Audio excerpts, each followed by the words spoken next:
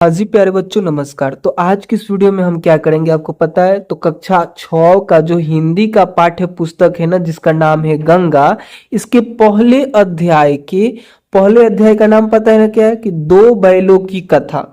तो ये जो अध्याय है ना उसके उसके प्रश्नों का उत्तर हम आपको बताएंगे, ठीक ना। क्या करेंगे, उसके प्रश्नों का उत्तर हम आपको बताएंगे, ठीक ना। यहाँ पे आप देख सकते हैं विषय सूची भी यहाँ पे दिया गया है, विषय क्रम, ठीक ना। उसमें देखेंगे कि पहला अध्याय का नाम क्या है, दो बैलों की कथा, जिसके लेखक है प्रेमचंद, ठीक ना। तो चलिए सबसे पहले हम लोग क्या करते हैं, इस अध्याय को देखते हैं। आप लोग थोड़ा सा स्क्रॉल करेंगे तो पेज नंबर 4 या 5 पे, ठीक ना। ये कौन सा पेज नंबर है, यहाँ पे आपको दिख जाएगा। जैसे आप देख रहे हैं कि 5 पेज नंबर ये है, तो चौथा पेज नंबर से ये स्टार्ट होता है दो बैलों की कथा। तो इसी अध्याय के, इसी पाठ के प्रश्नों के उत्तर हम आपको बताएंगे, ठीक ना। आप नीचे की तरफ स्क्रॉल करेंगे तो देखेंगे सबसे पहले तो ये चैप्टर बहुत लंबा है। जब ये चैप्टर खत्म होगा तो बहुत सारे इसमें क्वेश्चन आपको मिलेंगे, ठीक ना। और ये क्वेश्चन आपको एक दिन में तो कंप्लीट नहीं होगा, मतलब एक वीडियो में कंप्लीट नहीं होगा। देखिए 16 पेज नंबर आपको यहाँ पे दिख रहा है ना, सबसे ऊपर ध्यान दीजिए। 16 पेज पे देखेंगे यहाँ से अब अभ्यास के प्रश्न स्टार्ट हो चुके हैं। और आप स्क्रॉल करते जाएं, पेज पलटते जाएं, आप देखेंगे कि बहुत सारे क्वेश्चन है इसमें, ठीक ना। सभी प्रश्नों को एक वीडियो में बताना संभव नहीं है, वीडियो लॉन्ग हो जाएगा, ठीक ना। इसलिए हम क्या करेंगे, इसे 2-3 वीडियो में हम आपको समझाएंगे, ठीक ना। तो आज की इस वीडियो में हम लोग कितना प्रश्नों को हल करेंगे सबसे पहले ये समझ लेते हैं। तो आपको ये ऑब्जेक्टिव प्रश्न दिख रहा है ना पेज नंबर 16 पे, पेज नंबर 16 पे ऑब्जेक्टिव प्रश्न दिख रहा है इसको, ठीक ना। और इसके साथ ही साथ आप देखेंगे यहाँ पे प्रश्न दिख रहे हैं मेरी समझ मेरे विचार। इसमें जो ये 7 प्रश्न दिख रहे हैं इसका आंसर बताएंगे। मेरी कल्पना मेरे अनुमान आपको यहाँ पे दिख रहा है ना, इसमें दिए गए 2 प्रश्न और इसमें दिए गए 3 प्रश्न। इन सभी का आंसर हम आज की इस वीडियो में बता देंगे। बाकी इन सभी प्रश्नों को देखने के लिए, इन सभी प्रश्नों को उत्तर जानने के लिए आपको क्या करना होगा कि इस अध्याय का दूसरा वीडियो देखना होगा, ठीक ना। दूसरा वीडियो देखने के लिए आपको क्या करना है, इस वीडियो के डिस्क्रिप्शन बॉक्स को चेक करना है। जब आप ये वीडियो देख रहे हैं ना, शायद हमको लग रहा है कि उस टाइम हम वीडियो अपलोड भी कर दिए होंगे, ठीक ना। तो आप लोग क्या करेंगे, एक बार इस नंबर पे कॉल कर लेंगे या फिर व्हाट्सअप मैसेज करेंगे 7255057205, ठीक ना। अभी तो वीडियो नहीं बना है, लेकिन जब आप वीडियोस वो देख रहे होंगे तो शायद वो भी वीडियो कंप्लीट हो चुका होगा, बन गया होगा। तो आप लोग इस पर जरूर एक बार कॉल कर लीजिएगा, ठीक ना। बाकी चलिए हम लोग आज की जो हम लोग के प्रश्न है आज के लिए, उसको हम क्या करते हैं, उसका हम आंसर आपको बताते हैं, ठीक ना। यहाँ पे देखिए प्रश्न आपसे पूछा किया जा रहा है, ध्यान से यहाँ पे पढ़ेंगे कि निम्नलिखित प्रश्नों के सटीक उत्तर चुनिए और यह भी बताइए कि आपको ये उत्तर उपयुक्त क्यों लगे। मतलब आपने इस उत्तर को ही क्यों चुना, आपको ये भी बताना है। तो आप देखेंगे पहला प्रश्न में आपसे पूछा जा रहा है कि कहानी में हीरा और मोती का आपसी संबंध किस गुण को मुख्य रूप से दर्शाता है। तो एकता और सहयोग, ठीक ना। आप लोग यहाँ पे ख वाले को टिक आउट करेंगे, लेकिन आप ख को ही क्यों टिक किए, यानी ये आपको क्यों उपयुक्त लगा, यही क्यों सही लगा, आपको ये भी बताना है, ठीक ना। तो उसको हम आपको बताएंगे। सबसे पहले आप क्या कर लेंगे, इसको टिक कर लेंगे, ठीक ना। थोड़ा देर में हम आपको वो भी बता देंगे, ठीक। उसके आगे देखिए दूसरा प्रश्न आपसे पूछा जा रहा है कि हीरा मोती ने नए स्थान स्वीकार क्यों नहीं किया। तो इसके आंसर में आप लोग क्या टिक करेंगे, तो इसके आंसर में लिखेंगे कि मालिक ने बेचा, मालिक ने बेचा यह सोचकर उन्हें अपमान लगा। वो जो बैल थे उनको क्या लगा, अपमान लगा, उनको लगा कि मालिक ने बेच दिया, इसलिए क्या किए, वे नए स्थान को स्वीकार नहीं किए। आप लोग यहाँ पे ग को टिक आउट करेंगे, ठीक ना। बाकी चलते हम तीसरे प्रश्न के तरफ। तीसरा प्रश्न में देखिए आपसे पूछा जा रहा है कि बैलों ने रस्सी तोड़कर घर लौटने का निर्णय क्यों किया। इसके आंसर में आपको बताना है कि इन चारों में से कौन सा सही होगा। तो कष्टों से बचने के लिए, स्वतंत्रता प्राप्त करने के लिए, अभिमान की रक्षा के लिए, अपनापन पाने के लिए। तो यहाँ पे आप टिक करेंगे घ को, ठीक ना, अपनापन पाने के लिए, ठीक ना। बाकी चलिए हम लोग आगे बढ़ते हैं। देखिए यहाँ पे चौथा प्रश्न में आपसे पूछा जा रहा है कि गया द्वारा डंडे से मारने पर मोती का आक्रोश किस मानवीय मनोवृत्ति का द्योतक है?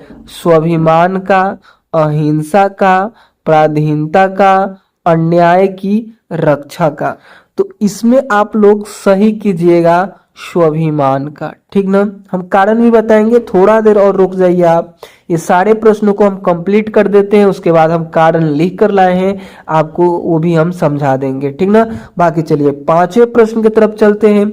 कहानी में बैलों की मूक भाषा का प्रयोग लेखक ने किस लिए किया? ठीक ना।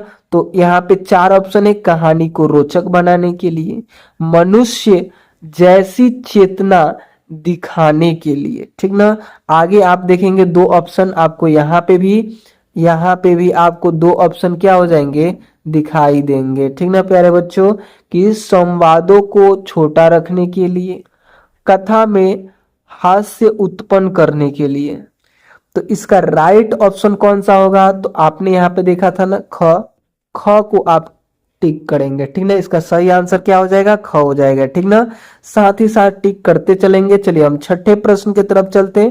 देखिए छठा प्रश्न में पूछा जा रहा है कि दो बैलों की कथा को यदि स्वतंत्रता आंदोलन से जोड़ें तो हीरा और मोती किसके प्रतीक हो सकते हैं? आपको यहाँ पे चार ऑप्शन दिए जा रहे हैं। पहला में कि भारत पर अंग्रेजों के क्रूर और अन्यायपूर्ण शासन के, स्वतंत्रता संग्राम में पशुओं के योगदान के, सत्याग्रह और अहिंसा आंदोलन के, स्वतंत्रता के लिए भारतीय जनता के संघर्षों के लिए। तो यही ऑप्शन क्या होगा? सही होगा। यहाँ पे आपको घ को टिक आउट करना है। बाकी चलिए हम लोग कारण भी पूछा था ना इसमें, आपको ये सारे आंसर ही क्यों उपयुक्त लगे, ये सभी ऑप्शन क्यों उपयुक्त लगे? जिसको आपने यहाँ पे एकता चुना था ना, एकता और सहयोग, तो यही क्यों लगा था ये भी आपको बताना है, ठीक ना। तो इसके लिए हम यहाँ पे लिख कर लाए हैं आपको, ये भी हम आपको समझा देते हैं। थोड़ा सा आप लोग यहाँ पे ध्यान दीजिएगा। इतना चीज आपको दिखाई दे रहा है ना। देखिए आपने पहला में उत्तर में आपने चुना था एकता और सहयोग, तो इसका कारण क्या है? आपने ये उत्तर क्यों चुना था? तो लिखिएगा हीरा और मोती हर परिस्थिति में एक दूसरे का साथ देते हैं, मिलकर कठिनाइयों का सामना करते हैं और कभी एक दूसरे का साथ नहीं छोड़ते। इसीलिए हमने यहाँ पे चुना था एकता और सहयोग, ठीक ना। बाकी चलिए हम लोग आगे बढ़ते हैं कि आपने दूसरे में ये वाला ऑप्शन क्यों चुना था, यानी ग नंबर को क्यों चुना था? कि मालिक ने बेचा यह सोचकर उन्हें अपमान लगा। तो लिखिएगा कि हीरा और मोती अपने पुराने मालिक से स्नेह करते थे, मतलब प्रेम करते थे। बेचे जाने से उन्हें अपमान और दुख हुआ, इसलिए उन्हें नया स्थान स्वीकार नहीं किया। उन्होंने क्या किया? नया स्थान स्वीकार नहीं किया उन दोनों बैलों ने, ठीक ना। देखिए तीसरा में आप लोग क्या लिखिएगा? तीसरा में आपने चुना था अपनापन पाने के लिए। वो क्या हुए? वो दोनों बैल भाग चुके थे, मतलब वहां से चले आए, ठीक ना। तो इसके कारण में आप लोग क्या लिखिएगा? कि बैल अपने पुराने मालिक झूड़ी के प्रेम और अपनापन के कारण रस्सी तोड़कर वापस घर लौट आए, ठीक ना। चौथा में आप लोगों ने चुना था स्वाभिमान, ठीक ना। लेकिन आपने स्वाभिमान क्यों चुना था इसको आपको बताना है, ठीक ना। तो आप लोग इसके लिए लिखिएगा, क्या लिखिएगा प्यारे बच्चों? इसके कारण में लिखिएगा कि मोती को जब गया ने डंडे से मारा, ठीक ना, तो उसने अपमान और अन्याय का विरोध किया। उसका क्रोध आत्मसम्मान यानी स्वाभिमान की भावना को दर्शाता है, न कि हिंसा या पराधीनता को, ठीक। तो आप लोग ये लिख लेंगे। चलिए हम आगे बढ़ जाते हैं।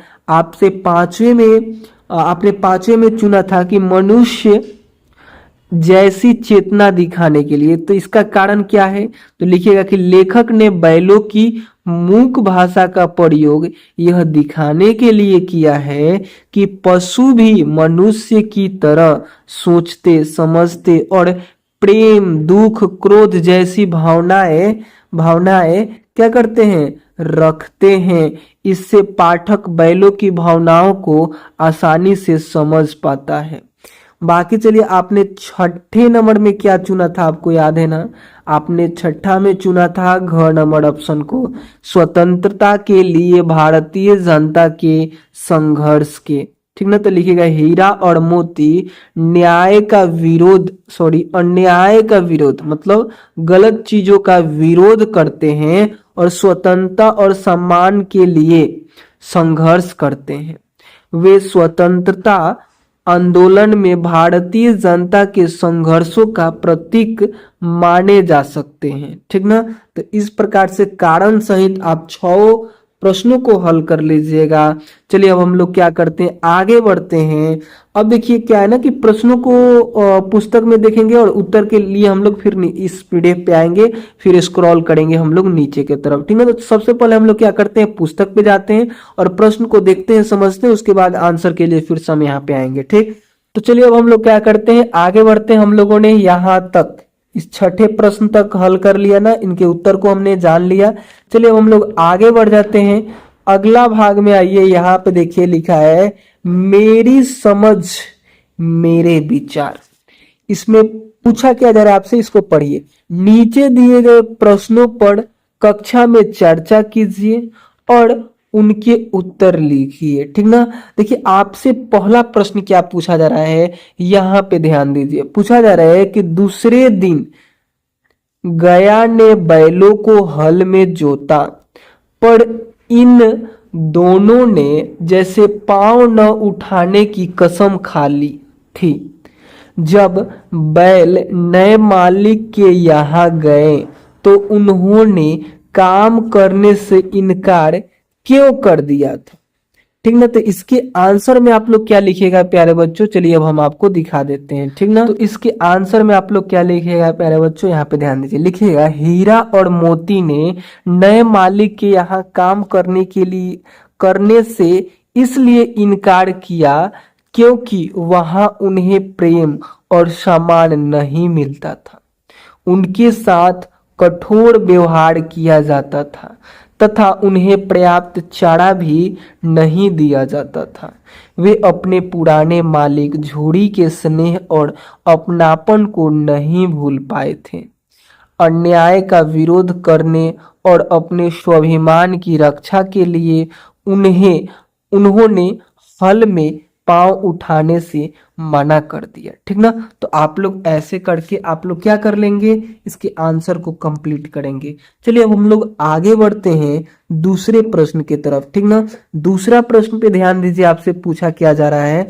दूसरा प्रश्न में आपसे पूछा जा रहा है गांव के इतिहास में यह घटना अभूतपूर्व न होने पर भी महत्वपूर्ण थी। बैलों का घर लौट आना कोई साधारण घटना नहीं है। कैसे? तो आप लोग इसके आंसर में क्या लिख दीजिएगा, इसके आंसर में आप लोग लिखिएगा, क्या लिखिएगा कि बैलों का अपने पुराने मालिक के घर लौट आना केवल एक सामान्य घटना नहीं थी। यह उनकी स्वामी भक्ति, प्रेम, बुद्धिमत्ता और स्वतंत्रता की भावना का प्रमाण था। हीरा और मोती ने नए मालिक के अत्याचार को स्वीकार नहीं किया और कठिनाइयों का सामना करते हुए अपना घर ढूंढकर वापस आ गए।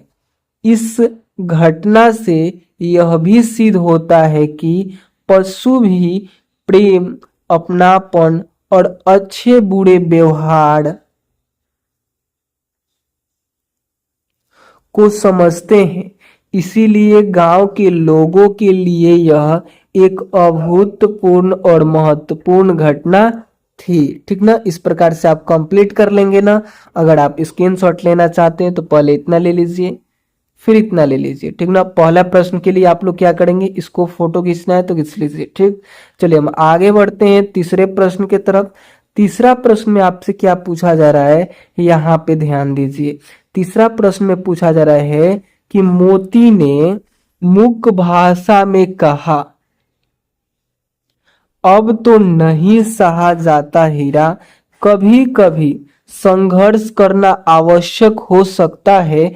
इस कथन को कहानी के उदाहरणों से सिद्ध कीजिए। ठीक ना, तो आप लोग क्या करेंगे, यहाँ पे इसके आंसर में लिखेंगे, इसके आंसर में क्या लिखेंगे कि इस कहानी में हीरा और मोती अत्याचार को चुपचाप सहते रहते हैं। हीरा और मोती अत्याचार को चुपचाप सहते रहते हैं, लेकिन जब उन पर अत्यधिक अत्याचार होने लगता है तब वे उनके विरुद्ध संघर्ष करने का निर्णय लेते हैं। नए मालिक द्वारा मार पीट, कम चारा और कठोर व्यवहार किए जाने पर उन्होंने हल में चलने से इनकार कर दिया। बाद में उन्होंने बंधन तोड़कर वहां से निकल आए। ठीक ना, जो रस्सी था उसको तोड़कर वहां से भाग जाते हैं। साहस भी किया तो तोड़कर वहां से निकलने का साहस भी किया। इन घटनाओं से स्पष्ट होता है कि अन्याय को हमेशा सहते रहना उचित नहीं है। जब अत्याचार सीमा से बढ़ जाए तब अपने अधिकारों और स्वाभिमान की रक्षा के लिए संघर्ष करना आवश्यक हो जाता है। ठीक ना, तो इस प्रकार से इसका आंसर कर लीजिएगा ना। इस तीसरे प्रश्न के आंसर में आपको इसको लिखना है। ठीक ना, इतना लिखने के बाद थोड़ा सा इधर इसको लिख लीजिएगा। बाकी चलिए हम लोग चौथे प्रश्न की तरफ चलते हैं। देखिए, चौथा प्रश्न में आपसे पूछा जा रहा है कि जब पेट भर गया और दोनों ने आजादी का अनुभव किया, हीरा एवं मोती स्वतंत्रता और अपनापन दोनों में से किस भावना से अधिक प्रेरित थे? कारण सहित उत्तर दीजिए। ठीक ना, तो यहाँ पे इसके उत्तर में क्या लिखिएगा प्यारे बच्चों, तो लिखिएगा हीरा और मोती अपनापन की भावना से अधिक प्रेरित थे, क्योंकि वो लोग देखिए रस्सी तोड़कर वो जब आजाद हो चुके थे। जब आप इसको पढ़िएगा तो आपको समझ में आएगा, रस्सी तोड़कर वो आजाद हो गए थे तो वो घर पे वापस नहीं जाते, लेकिन उन्हें अपनापन से ज्यादा अधिक मतलब प्रेरित थे वो अपनापन से। इसीलिए वो क्या करते हैं, अपने पुराने मालिक के घर जाते हैं। यद्यपि उन्हें आजादी मिल गई थी, फिर भी वे अपने पुराने मालिक झूड़ी मालकिन और अपने घर के स्नेह को नहीं भूल पाए। जो उनका पुराना मालिक था झूड़ी, और उनकी जो मालकिन थी, उन दो बैलों की मालकिन जो थी, उनके स्नेह प्रेम को नहीं भूल पाया था। ठीक ना, और वो अपने पुराने घर को भी नहीं भूल पाया था, इसलिए अपने घर के स्नेह को नहीं भूल पाया, इसलिए वे स्वतंत्र होकर भी अपने घर लौट आए। अगर वो चाहते तो घर नहीं लौटते, वैसे ही बाहर स्वतंत्र आजाद एकदम घूमते, लेकिन उन दोनों बैलों ने ऐसा नहीं किया। ठीक ना, इससे स्पष्ट होता है कि उनके लिए केवल स्वतंत्रता ही नहीं बल्कि प्रेम, अपनापन और आत्मीयता अधिक महत्वपूर्ण थे। यही कारण है कि उन्होंने अपने घर वापस लौटने का निर्णय किया। ठीक ना, तो इस प्रकार से इस प्रश्न को कंप्लीट कर लीजिएगा ना। चलिए हम आगे बढ़ जाते हैं। पांचवें प्रश्न में देखिए आपसे पूछा जा रहा है कि बैलों ने जैसे पांव न उठाने की कसम खा ली थी, अत्याचार सहना भी अन्याय में भागीदारी है। क्या आप इस कथन से सहमत हैं? अपने उत्तर के कारण भी बताइए। मतलब कोई आपके साथ गलत कर रहा है और कुछ ज्यादा ही गलत कर दे रहा है तो सहना भी अन्याय है। ठीक ना, सहना भी गलत है, इसका विरोध करना चाहिए। तो इसी के बारे में आपको यहाँ पे लिखने के लिए बोला जा रहा है। ठीक ना, तो यहाँ पे क्या लिखिएगा, आप लोग लिखिएगा हाँ मैं इस कथन से सहमत हूं। यदि कोई व्यक्ति या प्राणी अन्याय और अत्याचार को बिना विरुद्ध मतलब बिना उसका विरोध के सहता रहता है तो इससे अत्याचारी का साहस बढ़ता है और अन्याय जारी रहता है। दो बैलों की कथा में हीरा और मोती ने नए मालिक के अत्याचार का विरोध करते हुए हल में चलने से इनकार कर दिया। उनके इस साहस ने उनके स्वाभिमान और अन्याय के प्रति विरोध की भावना को प्रकट किया। इसलिए अन्याय का उचित ढंग से विरोध करना आवश्यक है ताकि अत्याचार को बढ़ावा न मिले। इस प्रकार से इस प्रश्न को आपको कंप्लीट करना है, देख लीजिए, उसके बाद इसको लिखिएगा। चलिए हम आगे बढ़ते हैं छठे प्रश्न के तरफ। छठा में आपसे पूछा जा रहा है कि बहुत दिनों साथ रहते रहते दोनों में भाईचारा हो गया था। हीरा और मोती अभिन्न मित्र थे। कहानी की किन किन घटनाओं के आधार पर यह निष्कर्ष निकाला जा सकता है, कम से कम 3 बिंदु लिखिए। मतलब आपको 3 लाइन ऐसा लिखना है जिससे ये पता चले कि वो दोनों के बीच बहुत मतलब भाईचारा थी, उन दोनों बैलों के बीच भाईचारा थी, मतलब आपको ये बताना है, ठीक ना। तो देखिए यहाँ पे लिखिएगा, हीरा और मोती के अभिन्न मित्र होने का पता निम्नलिखित घटनाओं से चलता है। पहला है यहाँ पे कि दोनों हमेशा साथ रहते थे, साथ काम करते थे और एक दूसरे का पूरा साथ निभाते थे, ठीक ना।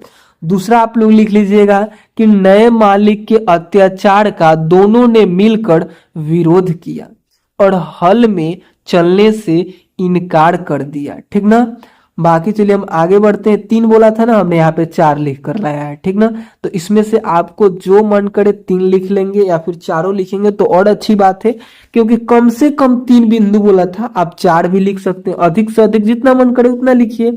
तो तीसरा में आप लोग प्यारे बच्चों लिखिएगा कि मुश्किल समय में दोनों ने एक दूसरे का हौसला बढ़ाया और साथ मिलकर बंधन से मुक्त होने का प्रयास किया। और चौथा लिख लीजिएगा कि आजाद होने के बाद भी दोनों साथ साथ अपने पुराने मालिक झूड़ी के घर लौट आए, ठीक ना।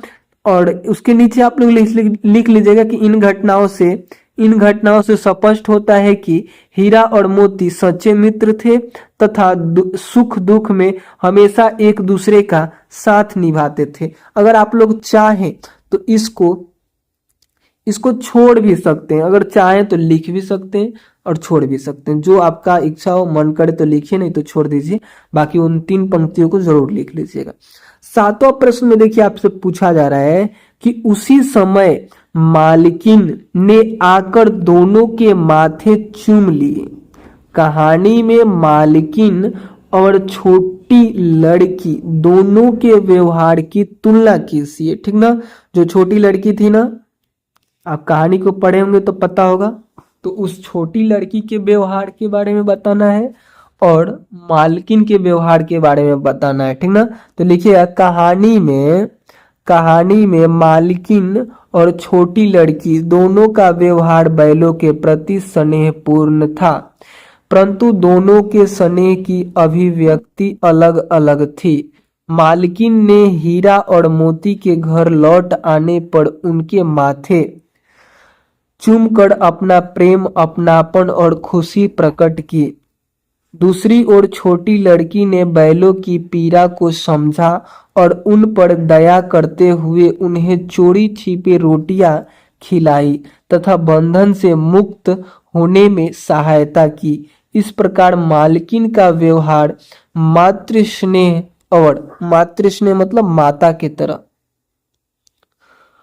और अपनत्व का प्रतीक था, जबकि छोटी लड़की का व्यवहार करुणा, सहानुभूति और साहस का परिचायक था। दोनों के व्यवहार से पशुओं के प्रति प्रेम और संवेदनशीलता का संदेश मिलता है। ठीक ना, तो इस प्रकार से इसको भी कंप्लीट कर लीजिएगा आप लोग 7वें प्रश्न को। ठीक ना, ये 7वां जो प्रश्न था उसके आंसर में इतना पहले, उसके बाद इसको लिखिएगा। बाकी चले हम लोग आगे बढ़ते हैं। देखिए अब हम लोग अगले भाग में आ चुके हैं। अपने बुक के कौन से पेज पे इसको देख सकते हैं आप लोग, तो आप लोग अपने बुक के पेज नंबर 18 को निकालेंगे, सबसे ऊपर ही आपको ये मिलेगा। ठीक ना, मेरी कल्पना मेरे अनुमान में। ठीक ना, पहला प्रश्न आपको दिया गया है यहाँ पे कि उसने उनके माथे सहलाए और बोली, खोले देती हूं,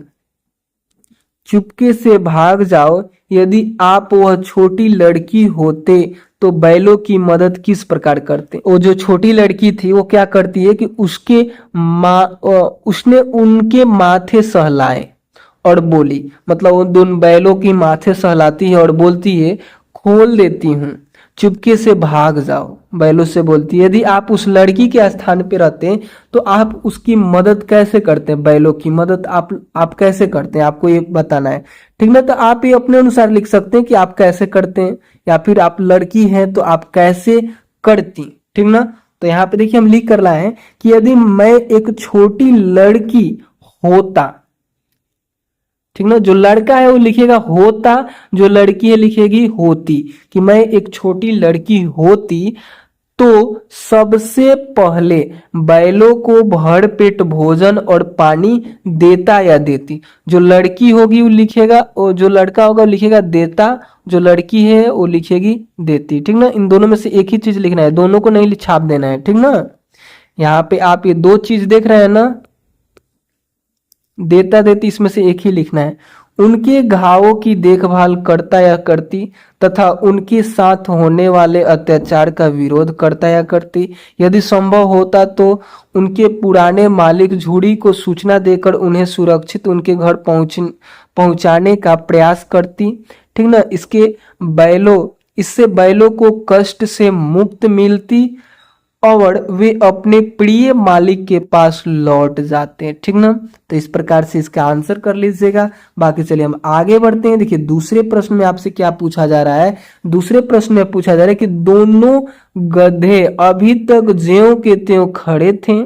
भय और संकोच इंसान को अक्सर मिलने पर भी जकड़े रहता है। क्या आप इस कथन से सहमत हैं? इस वाक्य के संबंध में कहानी और अपने अनुभवों से उदाहरण लेते हुए अपने विचार लिखिए। देखिए इसके उत्तर में आप लोग क्या लिखिएगा, यहाँ पे ध्यान दीजिएगा। लिखिएगा हाँ, मैं इस कथन से सहमत हूँ। भय और संकोच के कारण कई बार मनुष्य अवसर मिलने पर भी उसका लाभ नहीं उठा पाता।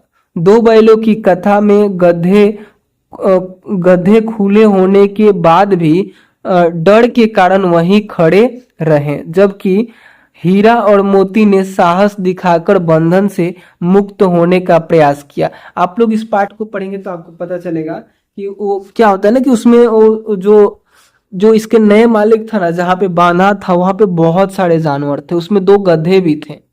ठीक ना, तो गधे भागते नहीं थे, उसको खोल भी दिया गया था तो गधा वहां से हिला ही नहीं। ठीक ना, तो उसी की बात हो रही है। ठीक ना, इसी प्रकार वास्तविक जीवन में भी कई लोग असफलता के डर या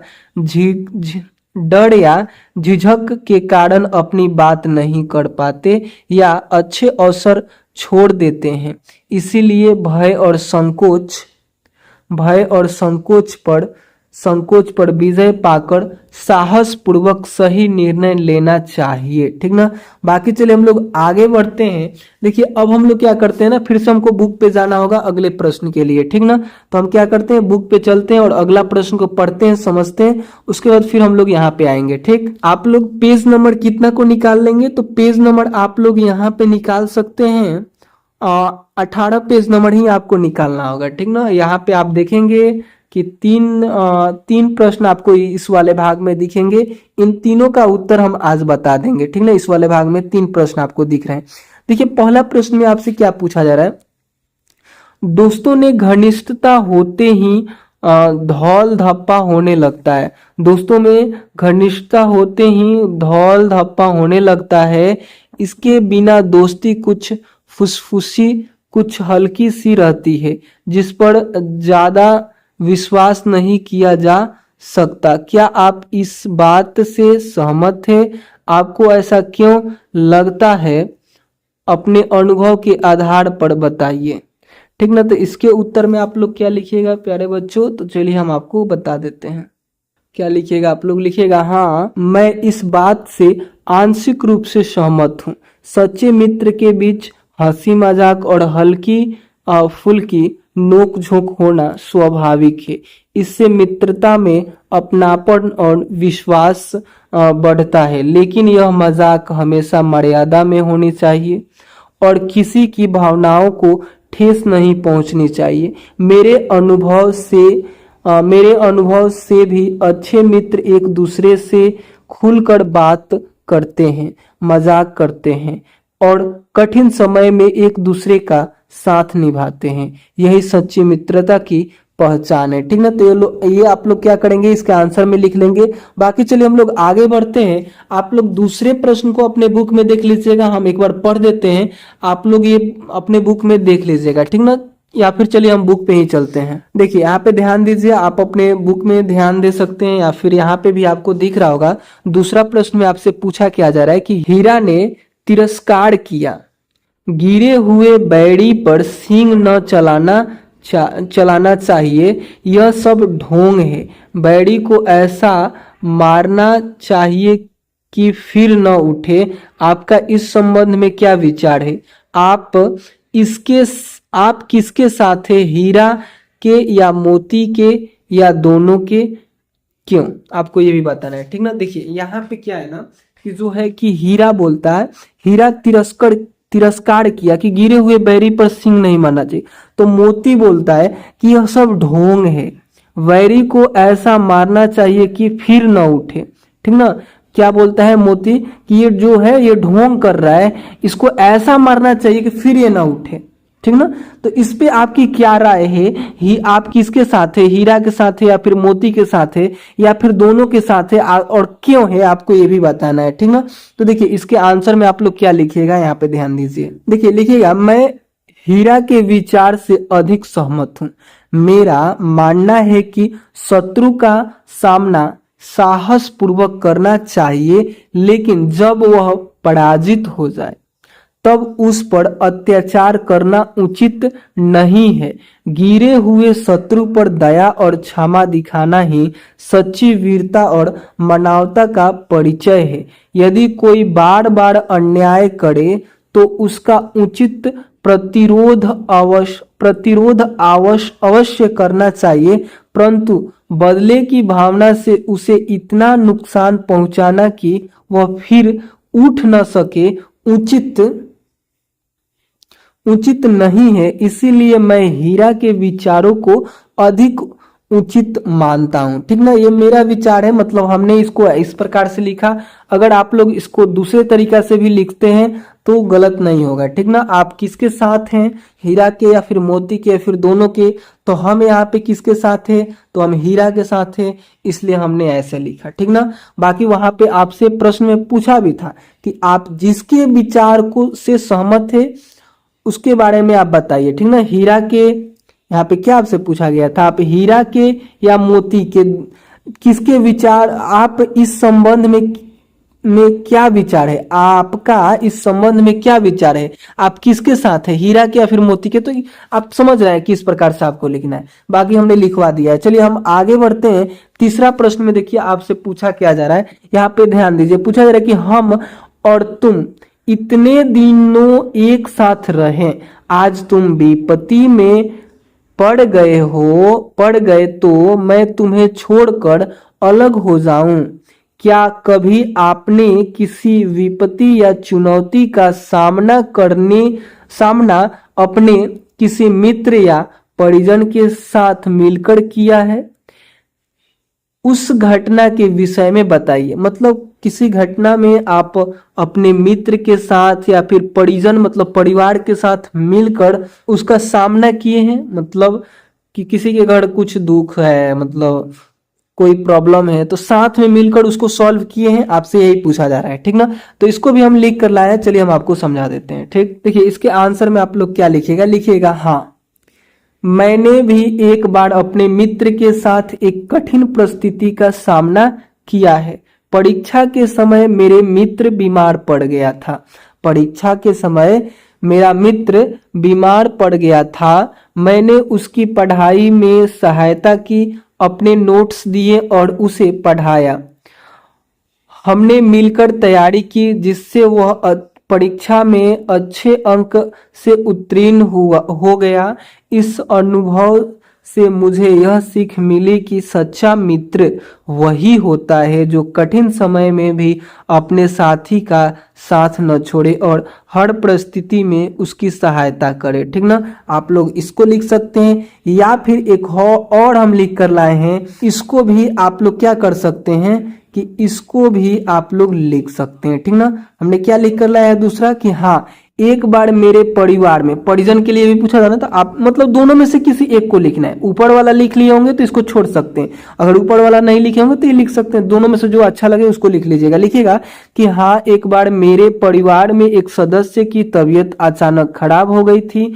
उस समय पूरे परिवार ने मिलकर उसकी देखभाल की। मैंने भी दवाइयाँ लाने, आवश्यक सामान उपलब्ध कराने और उनका हौसला बढ़ाने में सहयोग किया।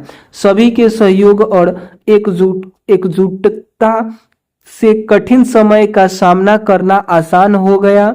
इस घटना से मुझे यह सीख मिली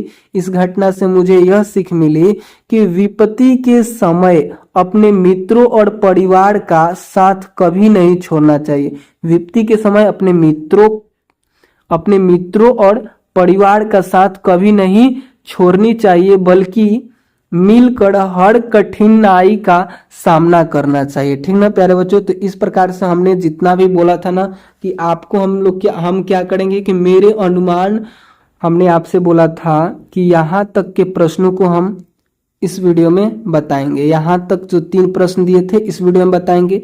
बाकी जो ये अगला प्रश्न है इसके लिए हमने आपको नंबर भी दिया था, तो उस नंबर पे कॉल या मैसेज कर सकते हैं, या फिर इस वीडियो के डिस्क्रिप्शन को भी चेक कर सकते हैं। क्योंकि देखिए इसमें प्रश्नों की संख्या बहुत अधिक है, तो थोड़ा सा समय लगेगा, 2-3 वीडियो में ही ये खत्म हो पाएगा। ठीक ना, तो मिलते हैं अगले वीडियो में, जिसमें हम लोग क्या करेंगे। ये पहला वीडियो था, ये पार्ट 1 वीडियो था। अब इसके बाद कौन सा वीडियो आएगा, तो पार्ट 2 वीडियो आएगा, तो उसी में मिलते हैं। तब तक के लिए बाय।